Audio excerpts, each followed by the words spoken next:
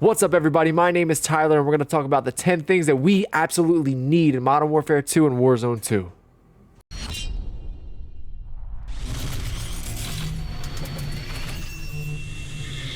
Number 1, Ninja as a perk.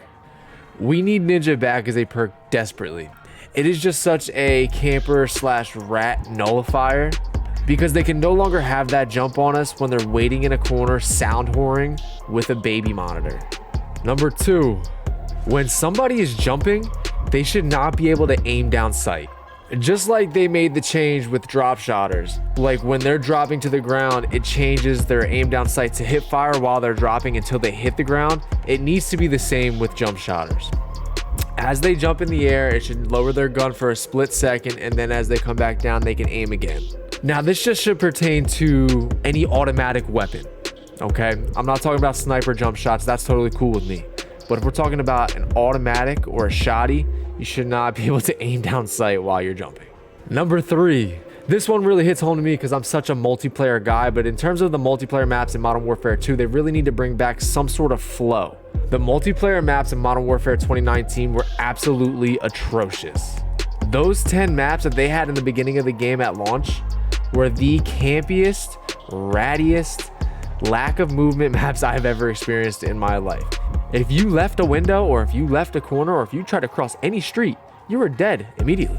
It encouraged people to do nothing but wait and wait and wait and wait in a window, a corner, for people to just run into their frame and then light them up. It made the game absolutely unplayable for me, and I moved on to other games within a month of that game being out. I really enjoyed pretty much everything about Modern Warfare 2019 except for the maps.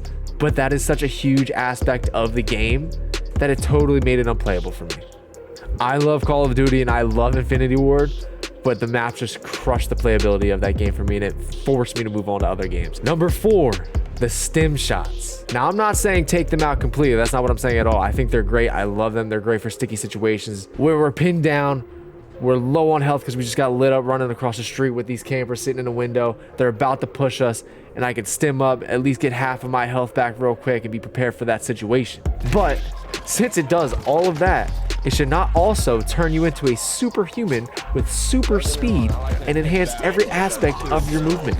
It's got to be one or the other. It can't be both. It's way too overpowered. Number 5, console needs to be able to have an FOV slider. PC players being able to slide to 120 SOV creates such an unfair advantage for them in pretty much every scenario. If we're going to be able to maintain this cross-platform scenario, it needs to be the same throughout all platforms. Number 6, we're going to keep this one short and sweet. Get rid of Spec Ops, that game mode is trash, wipe it from my hard drive, and give me DMZ right away. I'm not saying Spec Ops shouldn't be a thing, but it should not be a mandatory download and take up space on my hard drive. Can't wait for DMZ. Number 7, in Resurgence, whether it's on Fortune's Keep or it's on Rebirth, if I kill somebody in those last couple circles and I have the upper hand because I made a great play and I killed them, they should not be dropping out of the sky, whether it's the last circles of Resurgence or they get brought back with a subby, because now they just land on my head with that submachine gun in their one clip half the time without a notification, and it doesn't tell me that they're landing, and now I get screwed over even though I made a great play to kill them because now they have the upper hand. I don't care how many whiny little 12-year-olds complain about not dropping in with a weapon. Be better and don't die. And if you get brought back, find a weapon. Land on your teammates. Have them drop you a weapon. It's a team game. You guys always talk about it when we talk about you holding hands.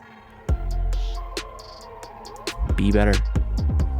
Number 8, in Warzone, off that initial plane jump, not talking about any other time, but off that initial plane jump, I should not be getting shot out of the sky in 3 shots or 4 shots with that pistol that somehow they can miraculously physically shoot while flying 100 miles an hour at a downward slope, mx plus b equals y, and die in the sky before I even touch the ground. Nobody should be able to pull out their pistol until their feet touch the ground.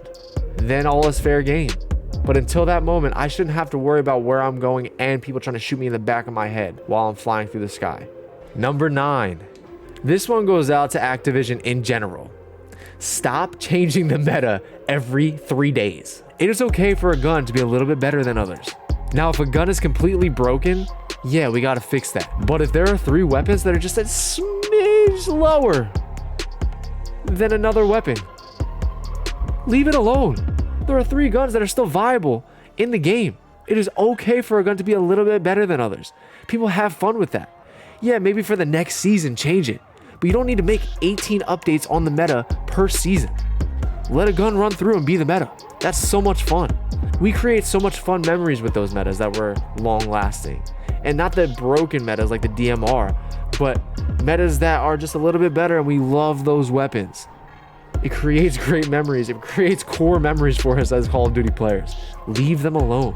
A lot of my buddies don't play as much as I do, so I shouldn't be having to give them a new loadout or a new class setup every 3 days because they're totally lost and they have to do research every single week to read up on what's the meta that week.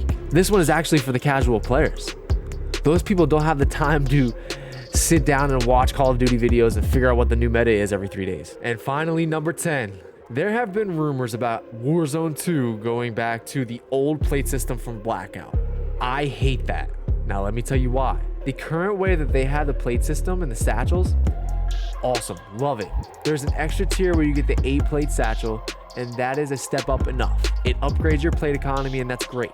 When people have satchels that hold different amounts of plates, it now creates an inconsistent time to kill for everyone, which is not a big deal in solos. You just shoot till that person's dead. But in duos and trios and in quads, when you're in firefights with multiple people at the same time, you need to know exactly how many bullets it's gonna take to kill this guy so I can slide my aim right over to the next person as soon as they push me. I shouldn't have to think about, hey, I don't know if this guy has 5 plates in his satchel or this guy only has a 2 satchel plate. No, it's too much. It's very balanced with a 3 plate armor. And then we have the upgrades where you can hold 8 in a satchel. It's perfect. Why mess with it? This is so much better. Do not ruin this one, please. All right, guys, those are the 10 things that we need in Modern Warfare 2 and Warzone 2 coming up on October 28th this year. I'm so excited. I cannot wait. Hopefully they implement a lot of these things. That way we can absolutely love the game, have a great time with it. I know that I'm personally super ready for this. If you enjoyed this video or you have any hot takes that you want to share with us, please hit that comment box below, like the video, hit subscribe if you really want to hear more. Thank you guys so much for watching, and happy shooting.